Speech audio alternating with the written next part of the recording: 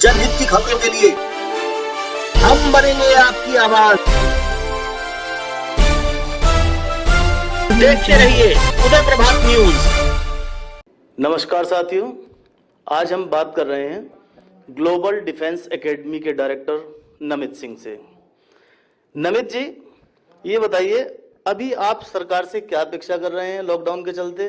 जैसे कि सभी स्कूल्स बंद हैं, कोचिंग सेंटर सभी बंद हैं, स्टूडेंट नहीं आ रहे हैं, तो सरकार से क्या अपेक्षाएं हैं आपकी? सर, सबसे पहले तो मैं आपका धन्यवाद करूंगा कि मीडिया के तौर पे आप आए। हालांकि देखा जाए तो एजुकेशन को लेके मीडिया इस समय ऐसे शांत बैठा है, क्योंकि मैं रोज टीवी देखता हूं, सभी लोग देखते हैं, तो मोस्टली आजकल बस एक ही चीज़ आपको भी नजर आ रही होगी, हमें भी नजर आ रही है, वो है आपका सुशांत मर्डर केस। एक बंदे ने सुसाइड की है, सुशांत ने, पूरा देश का मीडिया उसके पीछे लगा हुआ है, पूरी राजनीतिक सरकारें उसके पीछे लगी हुई हैं, लेकिन कोचिंग इंडस्ट्री हो गई, आपका स्कूल इंडस्ट्री होगी, इसको कोई देखने को तैयार नहीं है। अच्छा, यहाँ पे मैं कोचिंग इंडस्ट्री और स्कूल को अलग कर देता हूँ सर, दोनों में बहुत फर्क है जी। स्कूलों में क्या है, ऑनलाइन क्लासेस के माध्यम से क्लासेस चल रही हैं, कोचिंग भी क्लासेस करा रही हैं, लेकिन स्कूलों को फीस मिल रही है लगातार, जिससे कि स्कूलों में जितना भी स्टाफ है वो एटलीस्ट उनको एक सैलरी मिल रही है, उनके घर चल पा रहे हैं। लेकिन अगर मैं कोचिंग की बात करूं सर, तो यहाँ पे किसी तरह का कुछ भी ऐसा कोई प्रावधान है नहीं। हमारे पास जो बच्चे होते हैं वो सेशन में आते हैं, मार्च और अप्रैल के महीने में आते हैं, 6 महीने वो कोचिंग लेते हैं, उसके बाद वो घर चले जाते हैं। तो हमारा जो स्टाफ है या हमारा जितना भी अकेडमी से जुड़े हुए लोग होते हैं, जितने भी वेंडर्स हैं, सबको जो पेमेंट जानी है, जो भी काम चल रहे हैं, सारे उन्हीं के बिहाफ पे चल रहे हैं। अब क्या है सर, जब से लॉकडाउन लगा है, मार्च हमारा सेशन की स्टार्टिंग होती है, मार्च से लेके हम यहाँ पहुंच चुके हैं, अभी तक कोचिंग के बारे में कोई बात करने को भी तैयार नहीं है। हर महीने क्या होता है कि अगस्त के लास्ट में खुलेंगे, लास्ट में एक डेट आती है कि अगले महीने के 30 तारीख में खुलेंगे। अच्छा, हर बार एक ही डेट आती है कि इस तारीख तक स्कूल कोचिंग बंद रहेंगे, कब खुलेंगे इस बात की कोई बात करने को तैयार ही नहीं है। और स्कूलों की तो बात हो रही सर, कोचिंगों की तो कोई बात करने को तैयार नहीं। और केवल मैं अपनी अकेले की बात नहीं कर रहा सर, मैं किसान आदमी हूँ, मेरे माँ बाप किसानी करते हैं, मैं किसान परिवार से हूँ, तो अगर मैं अपने अकेले की बात करूँ, मुझे कोई दिक्कत नहीं इस लॉकडाउन से, मैं 8-10 महीने घर रह सकता हूँ, अपनी मेरी रोजी रोटी चल सकती है। लेकिन सर, इस अकेडमी के साथ लगभग 44 लोगों का स्टाफ जुड़ा हुआ है, उन 44 लोगों के घर कहाँ से चलेंगे? कोई जवाब देगा इस चीज़ का? नमित जी, इसको लेकर आपने सरकार से, शासन प्रशासन से कभी मिलने का, संपर्क करने की कोशिश की, अपनी आवाज़ उठाने की कोशिश की आपने? सर, एक बार नहीं, बहुत बार कोशिश करी गई ग्लोबल डिफेंस एकेडमी के द्वारा भी। बाकी देहरादून में जितने भी कोचिंग हैं, सभी कोचिंग्स का एक यूनिटी है, एक ग्रुप है। सो उस ग्रुप के कई सारे अध्यक्ष हैं, वो लोग बार बार मुख्यमंत्री साहब से मिले हैं, कई बार मंत्री साहब से मिले हैं, अपने ज्ञापन उन लोगों ने सौंपे हैं, लेकिन आज तक कोचिंग को लेकर किसी तरह की कोई बात भी नहीं करी गई है। सर, मेन चीज कोचिंग बंद होना नहीं है। अब मेरे दिमाग में कई सारे क्वेश्चंस हैं, कई सारे डाउट हैं, और गुस्सा भी है कहीं ना कहीं, जो आपके माध्यम से आज थोड़ा सा मैं कन्वे करना चाहूंगा गवर्नमेंट को भी, बाकी लोगों को भी। क्वेश्चन नंबर 1, पूरे इंडिया में हजारों नहीं, मैं कहता हूं लाखों की तादाद में कोचिंग होंगी।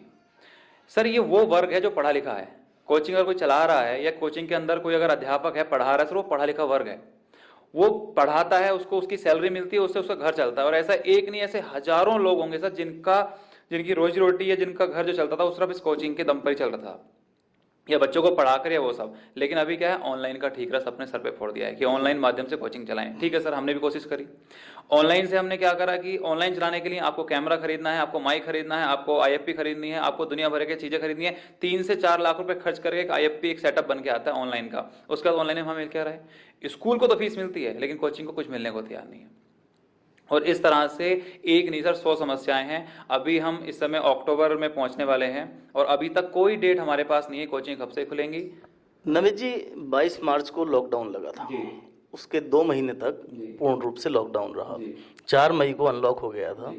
उसके बाद आपका स्टूडेंट नहीं आए जो नए सेशन में आने थे, क्या इस समय भी कोई छात्र हैं? सर, इस समय एक भी छात्र नहीं है हमारे पास। तो छात्र न आने के कारण आपके संस्थान को, आपने जैसा बताया कि 44 लोग आपके पास स्टाफ में हैं और बिल्डिंग रेंट, उसको लेकर किस प्रकार की समस्याएं आपके पास आ रही हैं और कैसे मैनेज कर रहे हैं आप इसको? सर, इसको मैनेज करना मुश्किल ही नहीं, इस समय तो नामुमकिन सा होने लग गया है धीरे धीरे, क्योंकि 44 लोगों को, मैं एक बात आपसे कहना चाहूँगा सर कि आप, जितना भी मेरा स्टाफ था, मैंने किसी का हाथ नहीं छोड़ा लॉकडाउन के दौरान। मैं ये नहीं कह रहा हूँ कि मैंने सबको पूरी सैलरीज दी हैं, पूरी तनख्वाहें दी हैं, लेकिन हाँ, जिसको जितनी जरूरत थी, जरूरत के हिसाब से मैंने किया है।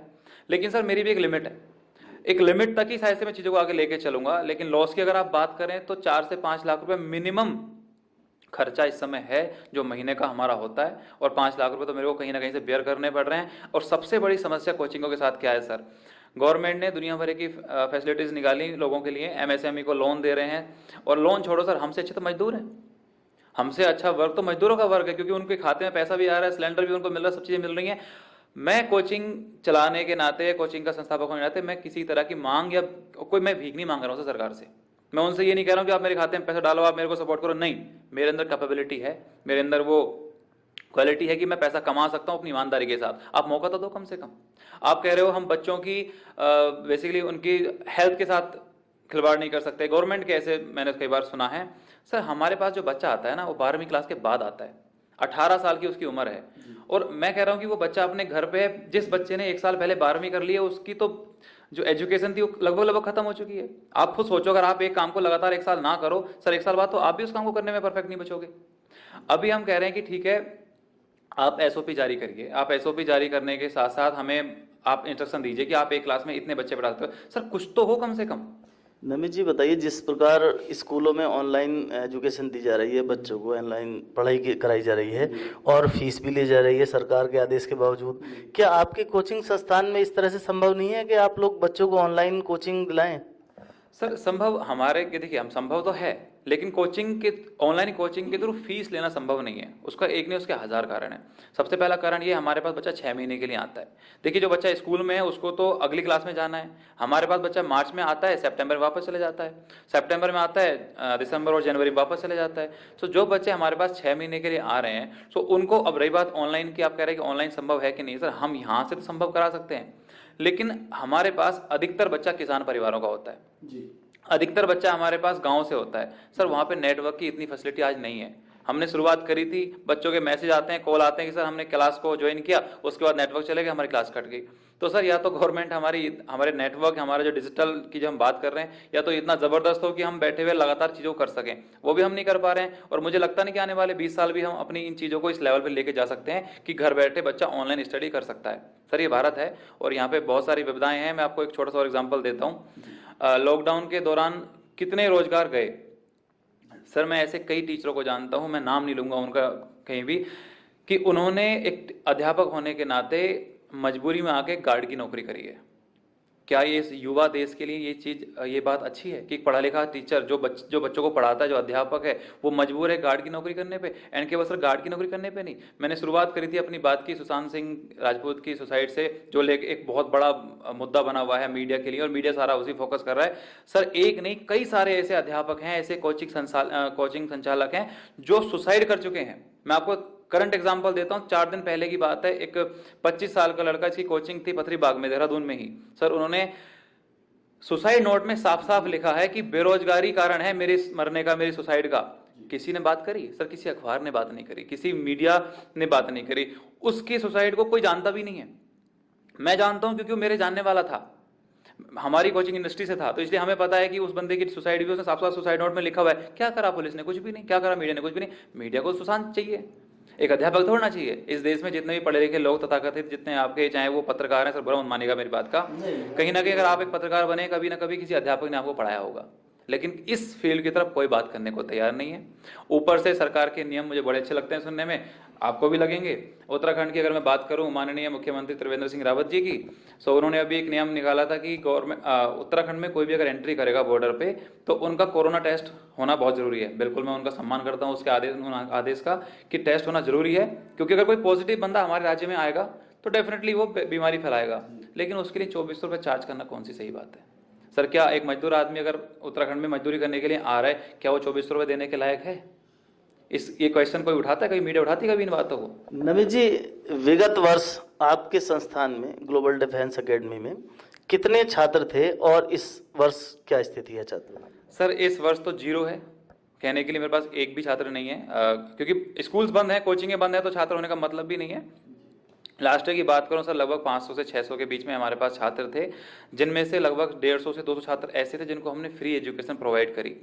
जितने भी लोग मुझे सुन पा रहे हैं इस माध्यम से, मैं बताना चाहूँगा कि ग्लोबल डिफेंस एकेडमी उन छात्रों को फ्री कोचिंग प्रोवाइड कराती है जिनके माँ बाप भारतीय सेनाओं में कभी शहीद हो चुके हैं। आप अगर वेबसाइट पे जाएंगे तो प्रॉपर आपको एक कॉलम मिलेगा, वहाँ पे उसमें साफ साफ लिखा हुआ है कि अगर कोई भी ऐसा बच्चा है जिसके पापा मम्मी या परिवार में कोई भी जिनकी शहादत हुई है इस देश के लिए, हम उन बच्चों को हर साल सर फ्री भी पढ़ाते हैं। सो हमारा काम पढ़ाना है, लेकिन साथ साथ मुझे दिक्कत, मैंने पहले भी कहा था, अपनी नहीं है सर, मेरे साथ 44 लोग जुड़े हुए हैं स्टाफ के, मुझे टेंशन उन लोगों की है। अगर नमित जी, मैं आपसे अंत में एक प्रश्न और पूछना चाहूँगा। आपके यहाँ 44 लोगों का स्टाफ है और एक बिल्डिंग भी आपने, जो कि आपने बताया, किराए पर ली हुई है, तो कितना लॉस उठा रहे हैं इसको और कब तक आप इसको उठाने में सक्षम हैं? सर देखा जाए तो लिमिट्स खत्म हो चुकी है। अभी तो आप मान के चलें पिछले 4 से 5 महीनों से हम मार्केट से या कहीं से कर्ज उठा के ही या पैसा मार्केट से उठा कर ही कहीं ना कहीं चीज़ों को सर्वाइव कर रहे हैं। लेकिन अगर यही हालात आगे और 2-3 महीने रहे तो फिर सुशांत सिंह बनने में देर नहीं है। तो आज हमने बात की ग्लोबल डिफेंस एकेडमी के डायरेक्टर नमित सिंह से। उन्होंने अपनी समस्याएं बताई। लॉकडाउन के चलते ग्लोबल डिफेंस एकेडमी जैसे न जाने कितने संस्थान ऐसे हैं जो इस समस्याओं को झेल रहे हैं। स्टाफ, बिल्डिंग का रेंट, उसके बाद छात्रों का ना आना। जहां एक और संस्थान का नुकसान हो रहा है, वहीं कहीं ना कहीं दूसरी ओर छात्रों का भी नुकसान हो रहा है। सरकार इस ओर क्या ध्यान देगी, क्या कदम उठाती है, बस ये देखना है। धन्यवाद।